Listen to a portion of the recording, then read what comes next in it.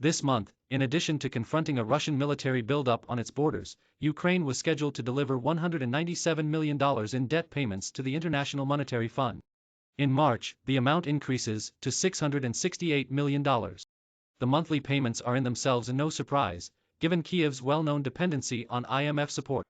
What is more alarming is that of the first payment, some $35 million is made up of what the IMF calls surcharges, paid on top of regular interest payments for its loan. The IMF doesn't disclose surcharges in the financial statements for countries, much like the hidden fees of some credit card. In March, Ukraine's surcharge payments will run to around $29 million. Calls to review surcharge policy have gained traction on the management board of the IMF but are being adamantly resisted by the United States Treasury. Now that intransigence is adding to the pressures on a vital strategic ally in the midst of a deepening political and economic crisis. Ukraine's current economic troubles demand action. Since November, the hryvnia has dropped 8.4% against the dollar to its lowest level since the start of the pandemic.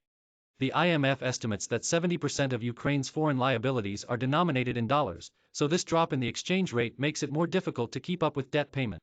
Ukraine's international reserves fell from $30.9 billion at the end of December 2021, and the central bank has sold $1.5 billion of its reserves since the beginning of the year in the domestic foreign exchange market.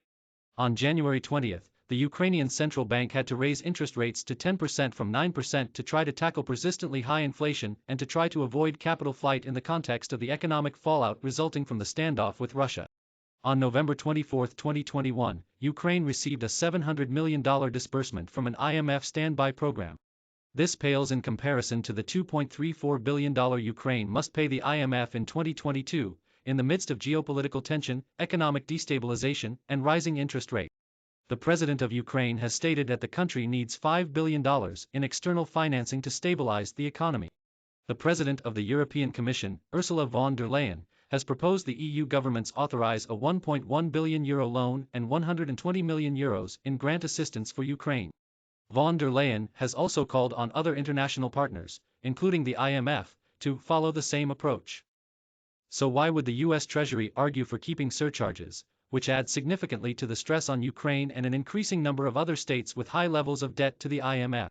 So far the message seems to be, because we always have.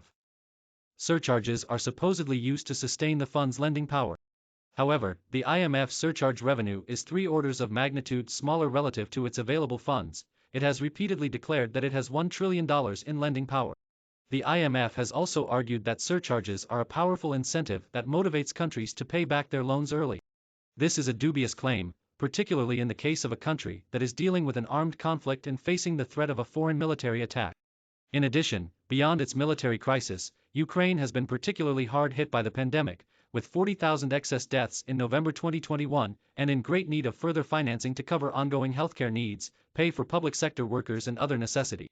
Separately, a group of U.S. members of Congress have already called for the end to the application of the IMF's unfair and counterproductive surcharge policy that weakens efforts to address the immense challenges the world is facing at this time. President Biden recently said that the U.S. is exploring additional macroeconomic support to help Ukraine's economy. A quick and easy way to help mitigate the economic destabilization caused by rising tensions is for the U.S. to call for an immediate decision by the IMF Executive Board to scrap surcharges. Yurii Romashko is co-founder and executive director of Ukraine's Institute for Analysis and Advocacy. Now read, here's how the Ukraine crisis could end without a Russian invasion, plus, here's the technology being used to watch Russian troops as Ukraine invasion fears linger.